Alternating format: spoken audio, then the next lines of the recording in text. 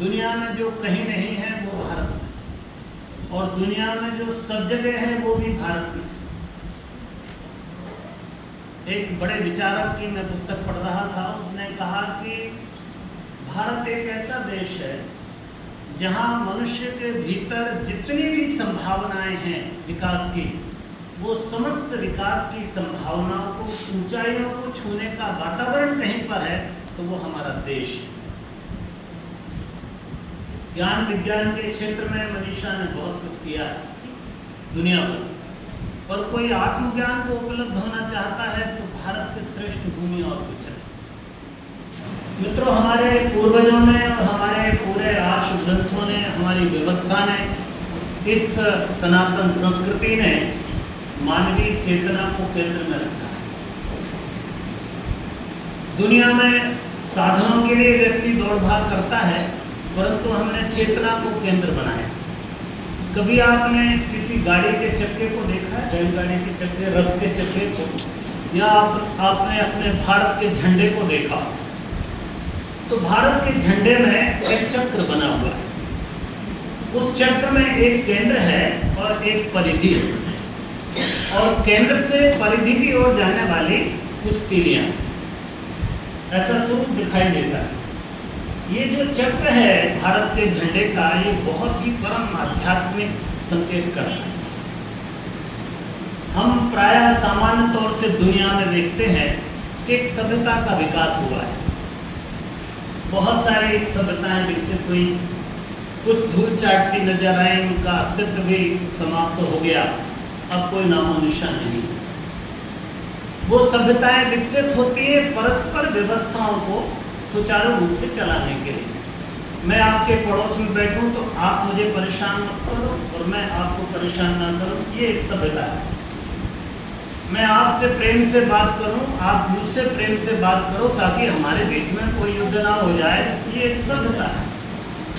तो दुनिया में जितने भी मानवीय विकास के आयाम छुए, उनमें सभ्यता को आधार बनाया,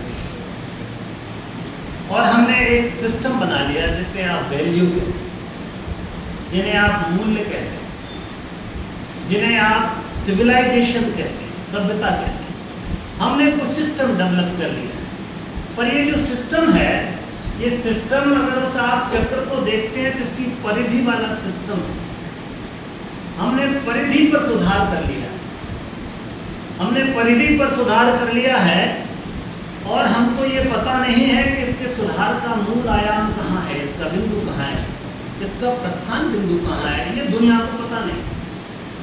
ये दुनिया को पता देने वाला भारत है। वो कहता है अगर केंद्र में सुधार हो गया तो परिधि पे अपने आप सुधार आएगा, उसके प्रयास की आवश्यकता नहीं। हमारी पूरी शिक्षा पद्धति, हमारे सोच का ढंग, परिधि को ठीक करने का ढंग, हमारा कानून, हमारा संविधान, सारी दुनिया के संविधान इस परिधि को ठीक करने में लगे हुए हैं। पर समस्या है कि मनुष्य जिस केंद्र पर बैठा है वहां पर सुधार की कोई गुंजाइश नहीं।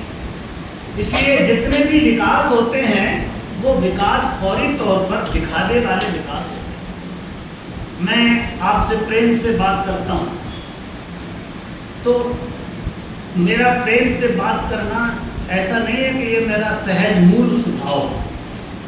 क्योंकि मैं प्रेम से बात करके आपके बीच में प्रशंसा पाता हूँ, आपसे कुछ लाभ उठा लेता हूँ, इसलिए मैं बाहर से प्रेम प्रदर्शित करता हूँ।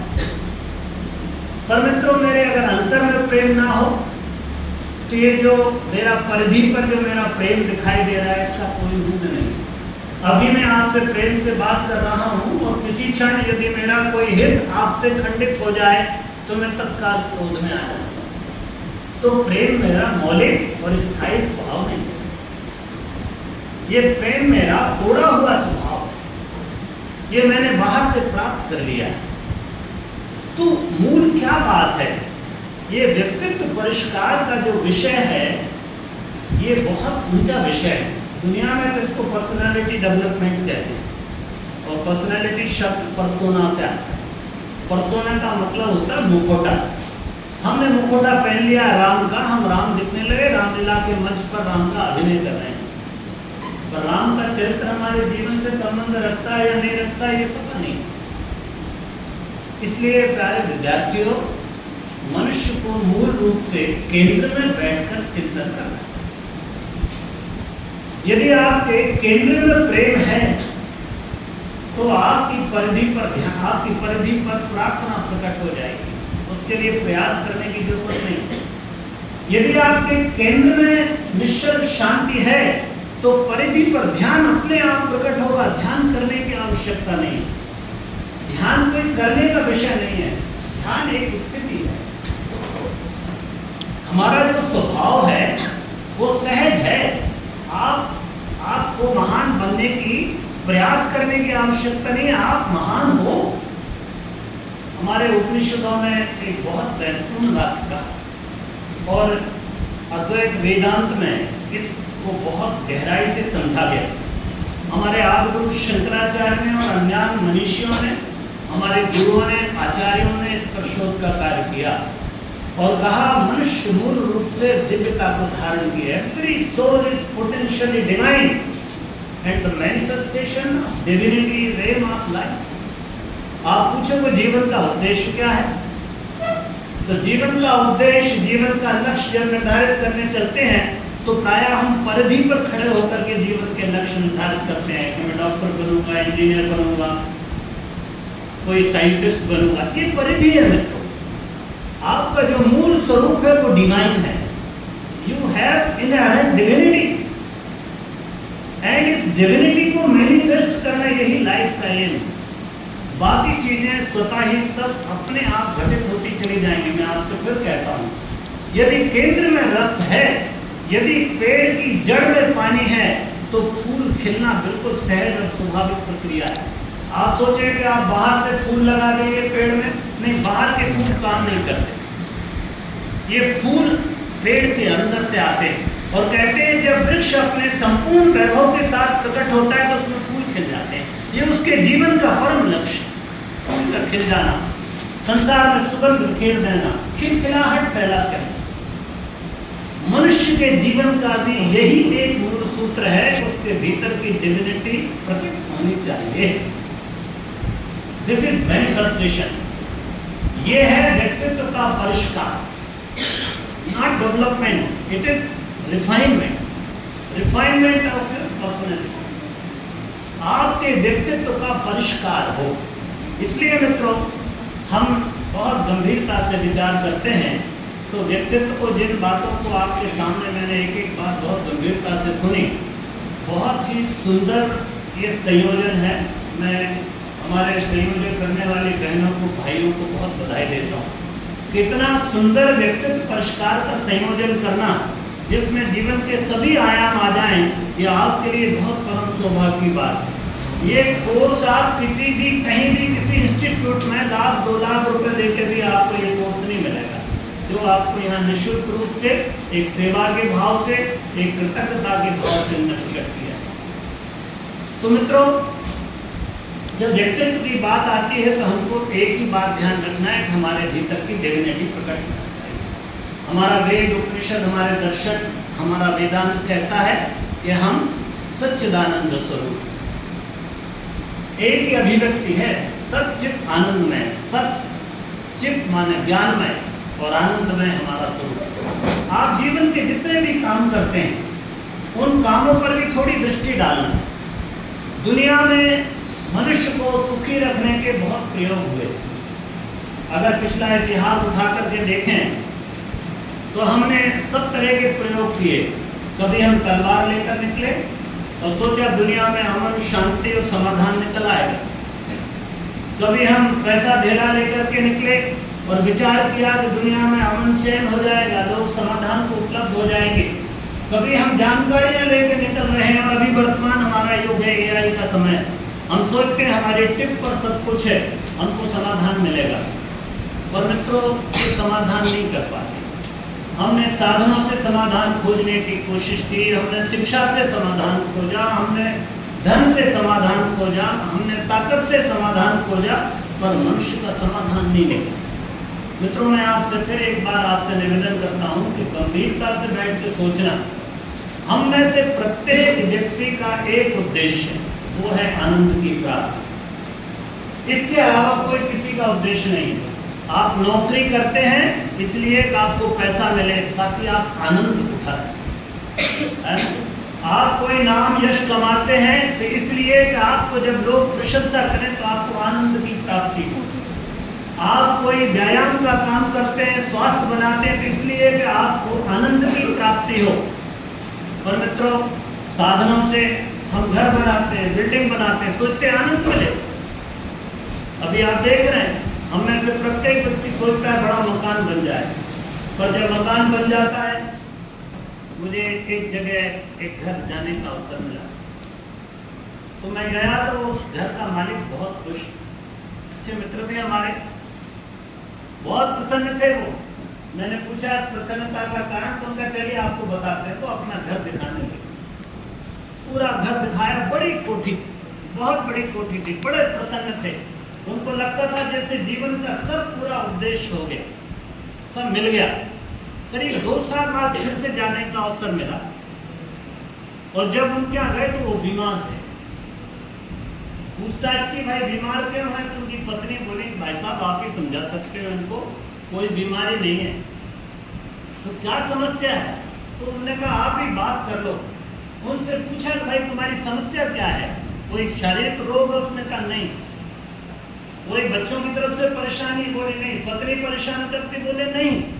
तो क्या परेशानी है? तो उन्होंने खिड़की खोली और दरवाजा खोल कर मुझे पड़ोस में एक बिल्डिंग दिखाए। जब मैं पिछली बार गया था तो उनकी बिल्डिंग सबसे ऊंची और बड़ी थी, अब उसके पड़ोस में एक बड़ी कोठी बन गई है। तो उनके दुख का कारण वो कोठी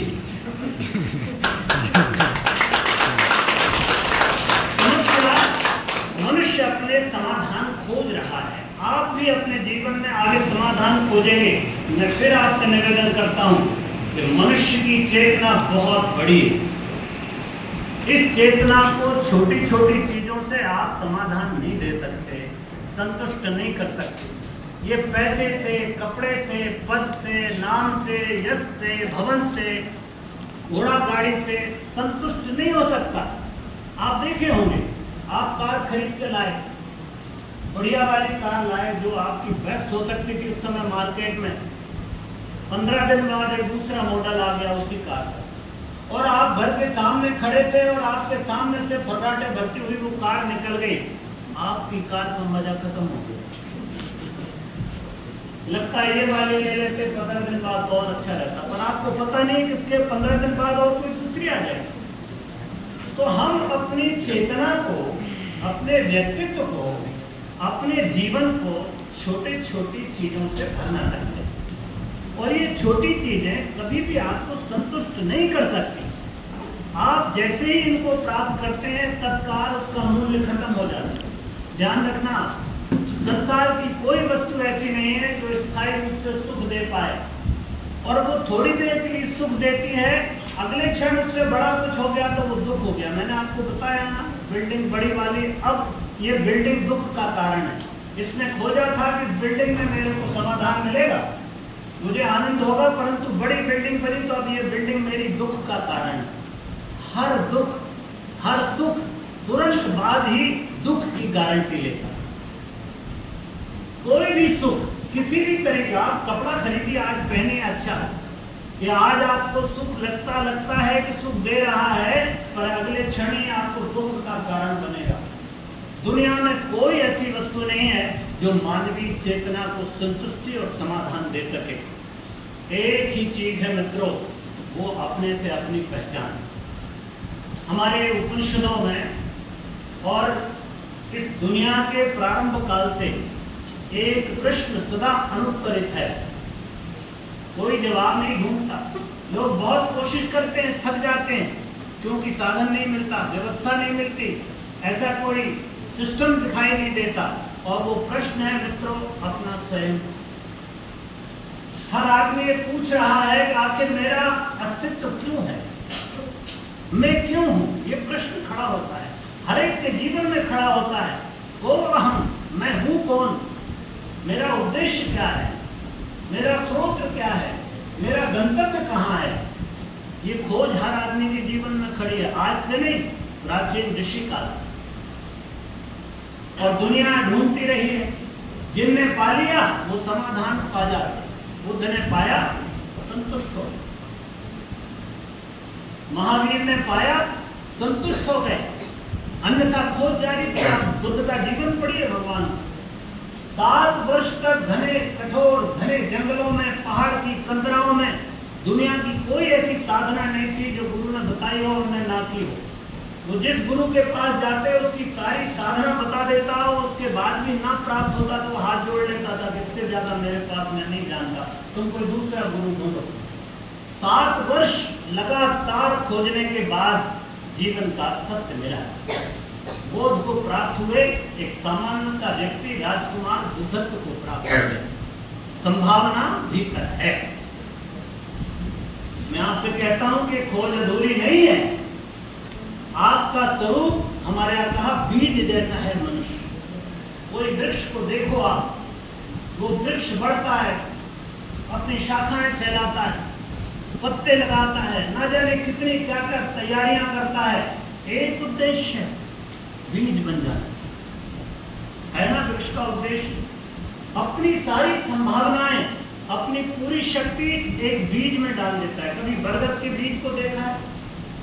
आंख से दिखाई नहीं देता, इतना छोटा सा है, पर उस बरगद के बीज के भीतर एक पूरा का पूरा बरगद का वृक्ष छुपा है। बोलो है कि नहीं? संभावना लेके आता है मनुष्य, और संभावना ऐसी है कि हर एक के भीतर है। तो ये निराश हो जाना कि मैं तो, वो तो बुद्ध थे, वो तो महावीर थे, वो कृष्ण थे, वो क्राइस्ट थे, वो मोहम्मद थे, ना, ये विषय नहीं। हर बीज अपने भीतर पूरी संभावना लेकर खड़ा हुआ है। जरूरत है इस बीज को विकसित करने की। इसको सूरज जैसा ताप चाहिए, जीवन में तपश्चर्या चाहिए। हवा जैसा प्राण चाहिए, जीवन में साथ किसी का चाहिए। मिट्टी का सहयोग चाहिए, पानी की बूंदें चाहिए, छोटी सी नमी, आर्द्रता चाहिए, प्रेम चाहिए। ये बीज विकसित होता है। जैसे एक बीज विकसित होता है और फिर एक पूरा वृक्ष प्रकट हो जाता है। कभी आपने पौधे, सेमल के पौधे देखा है? सेमल का पौधा बीज पैदा करता है, और सेमल के पौधे की विशेषता है, उसके नीचे कोई भी बीज उग नहीं सकता, जमीन बंजर हो जाती। तो क्या करता है? वो बीज के चारों तरफ पंख लगा देता है ना, रुई का गुब्बारा जैसा ऐसा बना देता है, और वो बीज जमीन पर नहीं गिरता, उसके नीचे न जाने कहां हवा के साथ में दूर कई मीलों की यात्रा करता है, खोजता है अपना स्थान, पकड़ता है संभावनाओं को, ढूंढता है नमी को, गढ़ता है जमीन में, और एक बीज प्रकट हो जाता है। मित्रों, ऐसी अनंत संभावनाओं को लेकर के हमारा व्यक्तित्व बना है। इसलिए हम में से किसी को भी इस बात की निराश होने की आवश्यकता नहीं है कि कोई कम या कोई ज्यादा है। भगवान में हम इतने लोग बैठे हैं, कोई भी 2 आदमी एक तरह के नहीं है ना, कमाल की बात। तो फिर कंपैरिजन कैसे कर सकते? ये मॉडल 2 हो, एक जैसे हो तो कंपेरेबल है, तो मैं इनको कंपेयर कर सकता हूँ, ये अच्छा है ये बुरा है। पर जब मॉडल इंडिविजुअल है, एवरी मॉडल इज इंडिविजुअल, तो आप उसको कैसे कंपेयर करेंगे? इसलिए संसार का प्रत्येक व्यक्ति अपने आप में अनूठा है। कौन गोरा, कौन काला, कौन छोटा, कौन मोटा, इससे कोई फर्क नहीं पड़ता। समझ गए ना आप? एक बड़ा सूत्र गुरुदेव ने दिया, मनुष्य का जन्म तो सहज होता है, पर मनुष्य का बहुत कठिनाई से प्राप्त करनी पड़ती है ना। यही मूल सूत्र है। मैं आपसे कहता हूं, आपने देखो, मनुष्य के लिए है ये बात, जीव जंतुओं के लिए नहीं है। जो प्रकृति के अनुकूल चलते हैं, आप आज से 1000 साल पहले गधे को आपने कुत्ते को देखा, वो कुत्ता तब भी उतना ही कुत्ता था जितना आज 2026 में कुत्ता है ना? उसके कुत्तापन में कोई फर्क नहीं पड़ता। वो मोटा पतला हो सकता है, पर कुत्तेपन में कोई अंतर नहीं है, पर मनुष्य में अंतर है। मनुष्य में अंतर है। मनुष्य कितना मनुष्य था और अब कितना मनुष्य है, ये अंतर पड़ जाता है। तो आदमी के पास संभावना है। गुरुदेव कहते थे बेटे, 3 तरह के मनुष्य, 3 तरह की संभावना लेकर पैदा होता है प्रत्येक व्यक्ति। मनुष्य बनने की संभावना है। वो कहते थे 3 संभावनाएं लेकर पैदा होता है। वो 3 नाम दिए थे। एक था नर पशु। पशु कहते हैं जो पेट प्रजनन के लिए जीता है। Eat, drink and be merry. It's okay. Life aim is over. Goal is achieved. तो नर पशु है। पशु के लिए क्या चाहिए? कुछ नहीं, सिर्फ रोटी का खावा होता है। दूसरा गुरुदेव कहते थे एक इससे और गिरने वाली स्थिति है जिसे कहते हैं नर पिशाच। अभी भाई साहब रास्ते में ही बोल रहे थे, किसी बात में कोई उनका सहयोगी परेशान है। भाई साहब कह रहे थे लोगों को इसमें बहुत मजा आता है कि सामने वाले की कैसे बत्तियां उधेड़ दी जाए, अच्छा खासा चलता हुआ आदमी कैसे पंक्चर हो जाए, इसमें बहुत इंटरेस्ट आता है। सामने वाले की बेइज्जती कैसे हो जाए, इससे बढ़िया सुख का कोई कारण नहीं। हमारी इज्जत हो ना हो, हमारा बेटा पास होना हो, उसका गम नहीं है, पर पड़ोस का बेटा पास हो गया है, अच्छी डिवीजन आ गई है, इससे बड़ा दुख का भी कोई कारण नहीं। और वो फेल हो जाए तो इससे बढ़िया सुख का भी कोई कारण नहीं। तो ये जो दूसरों के सुख में दुखी और दूसरों के दुख में सुखी हो जाते हैं, इन्हें गुरुदेव कहते थे नर पिशाच। ये भूत प्रेत और कुछ नहीं, ऐसे ही होते हैं। पेड़ पे चढ़ा है, आप निकले, कूद पड़ा और आपको डरा दिया, अब आप उसका कोई खेती की फसल काट के तो गए नहीं। अकारण ही किसी को दुख कष्ट देना, ऐसे लोगों से आपका आए दिन आप रूबरू होते हैं। और गुरुदेव कहते थे एक संभावना और मनुष्य जीवन की है, वो संभावना है देव मानव बनने की। आप चाहें तो राम बने, आप चाहें तो कृष्ण बने, आप चाहें तो बुद्ध गांधी बने, आप चाहें महावीर बने, आप कृष्ण और क्राइस्ट बने, आप मोहम्मद और जेसस बने, आप जो चाहें वो बन सकते। संभावना पूरी लेकर पैदा हुए हैं मित्रों। तो दोस्तों ये बात सदैव याद रखना कि अपने भीतर संभावनाओं का बीज है, और ये विश्वास रखना और ये आशा रखना कि जैसे बुद्ध अगर बुद्धत्व को प्राप्त हो सकते हैं, निर्वाण को, तो मैं भी प्राप्त हो सकता हूं। महावीर अगर अरहत हो सकते हैं तो मैं भी हो सकता हूं। तो मित्रों ये संभावना, ये आशा, ये विश्वास गहरा लेके चलना, ये जीवन का निर्माण काल है। ये बीज को अंकुरित करने का समय है। अपने भीतर के इस दिव्य बीज को विकसित होने देना। हमारे यहाँ संसार में 2 तरह की धारा है। एक धारा को हम पदार्थ कहते हैं और एक को अध्यात्म कहते हैं। 2 विज्ञान है, एक पदार्थ विज्ञान है, मटेरियल साइंस है, और एक स्पिरिचुअल साइंस है जिसे हम अध्यात्म विज्ञान कहते हैं। तो ये 2 तरह की धाराएं हैं और दोनों आवश्यक। जो बिटिया हमारी बता रही थी धर्म और विज्ञान के समन्वय की बात, गुरुदेव का यह अनूठा प्रयोग, गुरुदेव का बहुत अनूठा प्रयोग। तो उन्होंने धर्म और विज्ञान का समन्वय किया है। सोचने में जरूर ये बहुत उल्टा लगता है कि भला विज्ञान को कैसे, धर्म को कैसे वैज्ञानिक बनाए, परंतु गुरुदेव ने अपने जीवन में जी के बता दिया और एक अनूठी प्रयोगशाला बनाई। उन्हें अपने जीवन को प्रयोगशाला बनाया और उसकी एक बड़ी प्रयोगशाला शांतिकुंज में खड़ी की, ब्रह्मवर्चस नाम की। अब वो हमारा देव संस्कृति विश्वविद्यालय। तो 2 धाराएं सदैव चलती हैं, अध्यात्म की और विज्ञान की, जिसे हम पदार्थ कहते हैं। मित्रों हमारा जो इस समय वर्तमान हमारी अप्रोच होना चाहिए, वो सदैव ध्यान रखना, जो धर्म विज्ञान को साथ लेके नहीं चलता वो पाखंड और अंधविश्वास बन जाता है, और जो विज्ञान धर्म को साथ लेके नहीं चलता वो विनाश और आतंक बनता है। इसलिए दोनों के समन्वय की आवश्यकता जीवन में है। आप जो जीवन लेके चलेंगे तो दोनों बात का सोच कर चलना। सामान्य तौर से मान्यताओं में अंतर हो जाता है। एक जीवन को लेकर के एक पहला प्रश्न खड़ा होता है। एक व्यक्ति ने हमसे पूछा कि जीवन का उद्देश्य क्या है। आपसे भी पूछो तो जितने बच्चे 100 बैठे 100 उद्देश्य निकल के आए, पर जीवन के 100 उद्देश्य तो हो नहीं सकते। मित्रों, जीवन का उद्देश्य, aim of life, target of life एक ही है, जीवन। जीवन का उद्देश्य क्या है? जीवन। ये जीवन की समझ विकसित हो जाए, ये चेतना की समझ विकसित हो जाए, यही जीवन का लक्ष्य।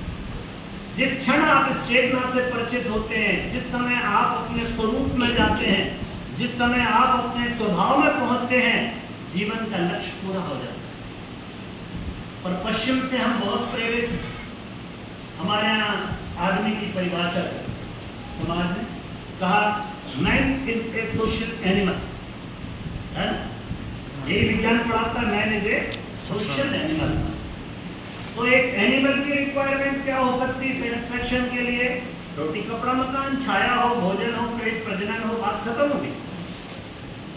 तो अगर इस सिद्धांत के साथ कोई आगे बढ़ता है तो फिर जीवन में कोई विकास की, किसी तरह की क्रांति की संभावना नहीं। ये रोटी, कपड़ा, मकान तो मिल ही जाएगा, परंतु हमारे यहाँ बहुत ऊंची बात है। हमारे यहाँ कहा, ऋषियों ने कहा, मनुष्य एक भटका हुआ देवता है। हमने ये नहीं कहा man is a social animal, हमने कहा मनुष्य एक भटका हुआ देवता है। एक छोटी सी भटकन है, ये दर्पण पर थोड़ी सी राख है, इस राख को हटाओ, दृश्य पूरा प्रकट होगा। ये राख को हटाना ही सारे साधना आंदोलन है, ये राख को हटाना ही पूरा व्यक्तित्व परिष्कार है। इसको मांझ लेना, अपने दर्पण को साफ कर लेना, यही जीवन का परम कार्य है, यही उद्यम है सबसे बड़ा। जैसे ही हम परत हटाते हैं, धूल की परत हटती है, तो हमारा दिव्य स्वरूप उसके भीतर प्रकट हो जाता है। ये जीवन का लक्ष्य सामने दिखाई देने लगता है, अपना स्वरूप और अपना स्वभाव दिखने लगता है। और मित्रों, जिस दिन आप अपने स्वरूप में, आपका स्वरूप आनंद का है, आपका स्वभाव सत्य और ज्ञान का है, जिस दिन आप अपने सत्य, ज्ञान और आनंद स्वरूप को पहचान लेते हैं, उस दिन से आपके जीवन की एक नई शुरुआत होती है। आपके सोचने का ढंग बदल जाएगा, नजरिया बदल जाता है। आप भटके हुए देवता हैं, हमारे शांति कुंज में जाइए, वहाँ गायत्री माता का मंदिर है। गुरुदेव ने पूरे देश भर में शक्तिपीठ बनाए। आखिरी में आकर के उन्होंने वहाँ मंदिर के पास में 5 आदम तक शीशे लगा, दर्पण लगा दिए, मिरर्स लगा, और 5 बोध वाक्य, वेद के जो 5 वाक्य हैं वेदांत के, वो लिखे, सो अहम, मैं वही हूँ। कौन? जो परमात्मा है। पर अगर ज्ञान नहीं है तो मैं ये घोषणा करते समय अपने पे ध्यान रखता हूँ, तो अहम, मैं हूँ, है ना? बोध नहीं है, परिधि पर हो तो आप सोचोगे मैं ही हूँ, मतलब मैं, आई एम इम्पोर्टेंट, सो अहम। और अगर बोध हो गया तो वही परमात्मा है और कुछ है ही नहीं, मैं तो उसी का रिफ्लेक्शन भरूं, अंतर्गत पड़ जाता। सो अहम शिवोहम सच्चिदानंदोहम अयमात्मा ब्रह्म, ये अनुभूति परक वाक्य है। ये कहता है कि मेरी आत्मा ही ब्रह्म है। और एक अंत में एक निर्देश परक वाक्य लिखा है वहां पर, जो गुरु अपने शिष्य को कहता है। गुरु ने अपने श्वेत केतु को, अपने शिष्य को निर्देश दिया, तत् त्वम असि, हे श्वेत केतु तुम वही हो, उससे नीचे मत सोचो अपने। ये कॉन्फिडेंस, ये विश्वास भीतर लेके चलना, अगर ये विश्वास भीतर लेके चलेंगे मित्रों, तो जो 3 गुरुदेव ने गतियां दी हैं, उन 3 में से 2 से बचना है और भटकन को दूर करके मनुष्य को देवत्व के स्वरूप में स्थापित कर देना है। ये गायत्री परिवार का पूरा आंदोलन, चाहे यज्ञ हो, चाहे कर्मकांड हो, चाहे साधना हो, चाहे ध्यान हो, चाहे आपका ये कार्यक्रम हो, प्रशिक्षण हो, एक ही उद्देश्य को लेके हैं कि मनुष्य को उसकी गरिमा का बोध कराना, मनुष्य को उसकी गरिमा का बोध कराना। जिस दिन मनुष्य को अपनी गरिमा का बोध हो जाता है, परिधि पर सब अच्छा दिखाई देने लगता है। जब केंद्र में प्रेम होता है तो बाहर प्रार्थना प्रकट होती है, जब केंद्र में शांति होती है तो बाहर ध्यान प्रकट हो जाता है, जब केंद्र में मेरे कोई करुणा प्रकट होती है तो बाहर सेवा के कार्य प्रकट होने लगते हैं। करने की जरूरत नहीं, अपने आप होता है। इसलिए उल्टा करने की कोशिश नहीं, सीधा करने की कोशिश करना है, केंद्र पर परिवर्तन करना, अपनी डिविनिटी को रियलाइज करना। स्वामी विवेकानंद इस घोष को बार बार कहते रहे। वो कहते थे एवरी सोल इज, उपनिषद के इस वाक्य को बहुत बार बार कहते थे, every soul is potentially divine. Manifest करो, यही तुम्हारे जीवन का उद्देश्य। तो मित्रों, गायत्री परिवार के पूरे कार्यक्रम इसी लक्ष्य को लेकर चलते हैं कि आपके जीवन की जो दिव्यता है, महानता है, वो प्रकट हो जाए। बाकी सब चीजें तो स्वतः ही हो जाए। आपकी जेब में फोन है, अभी भले ना लेके आए और है, हर एक के पास फोन कैसा है? स्मार्टफोन कहते हैं। ये फोन बहुत स्मार्ट है और हम बोलो मैं बहुत घटिया और फोन बहुत अच्छा स्मार्ट, उपयोग कैसा होगा? बोलो बढ़िया के घटिया? Naturally simple. और ये फोन थोड़ा घटिया और मैं बहुत बढ़िया, उपयोग कैसा होगा? तो सारा खेल हमारे व्यक्तित्व के ऊपर है, पर्सनैलिटी के ऊपर। आप कैसे हो ये काउंट करता है, आप कैसे हो ये प्रभाव डालता है, ये मैटर करता है समाज में। अभी हमारी बिटिया कह रही कि हमारा व्यक्तित्व ठीक होगा तो हम समाज में भी उसी तरह के परिवर्तन लाएंगे। बिल्कुल स्वाभाविक, जैसे आप हैं वैसा ही आपका संसार है। दुनिया कोई दूसरी नहीं। गुरुदेव कहते थे, कभी आपने देखा होगा, आप कुएं के पास जाइए या मंदिर में जाइए और गुंबद में एक आवाज लगाइए जोर से, तुम बहुत अच्छे हो, तो चारों तरफ से आवाज लौट के आती है, तुम बहुत अच्छे हो, तुम बहुत अच्छे हो। तो तुम कहो तुम बहुत घटिया आदमी हो, जो चारों तरफ से आवाज गूंजती है, तुम बहुत घटिया आदमी हो, तुम बहुत घटिया आदमी हो। तुम एक बार कहते हो, वो 5 बार सुनाता। किसी वैली में खड़े होकर ये संसार हमारी सिर्फ हमारी प्रतीक्षाया है, हमारा ईको है, नथिंग एल्स। जो शिकायत करते घूमते हैं कि लोग मेरे साथ बुरा व्यवहार कर रहे हैं, कभी चिंतन करना, एकांत में बैठना, अकेले रहना, ये बड़ी बीमारी है। इस समय को कह के मैं अपनी बात समाप्त करता हूँ। मित्रों, हम कभी भी केंद्र में नहीं जाना चाहते, हम अपने से बचते हैं, सारी दुनिया को जानते हैं, सबसे हमारा इंट्रोडक्शन है, सबको हमने ज्ञान प्राप्त कर लिया है एक्सेप्ट अपने प्यारा। मुझे सब आता है, सिर्फ मैं अपने को नहीं जानता। मेरा सबसे परिचय है, मुझसे परिचय नहीं है। मेरे फेसबुक पर 1000 फ्रेंड हैं, परंतु मैं अपना फ्रेंड नहीं हूँ। है ना दिक्कत? क्यों? क्योंकि मैं कभी अपने परिचय में नहीं आना चाहता। मैं उदाहरण बताता हूँ। आप एक क्षण के लिए यहाँ कोई आप आ जाए और क्लास के टीचर और बच्चे नहीं आए, तो आपका 5 मिनट काटना मुश्किल हो जाता है। होता है कि नहीं? बोलो। फट से आप फोन निकाल लेंगे और व्हाट्सएप पे घुस जाएंगे। 1 मिनट भी आप अकेले रह करके अपना चिंतन नहीं करना चाहते। आज संडे का दिन है, चलो आत्मचिंतन करेंगे। नहीं, संडे के दिन तो हम इतना उपद्रव खड़ा करते हैं कि बाल बच्चों को लेकर के किसी पता पड़ा साइड पे चले गए। जो 7 दिन उठापटक थी, उससे ज्यादा उठापटक संडे। घर में अकेले बैठे हैं, फट से टीवी का रिमोट हाथ में आ जाता है, तत्काल हमारे चैनल बदलने लगते हैं। एक क्षण भी हम अपने को नहीं देना चाहते।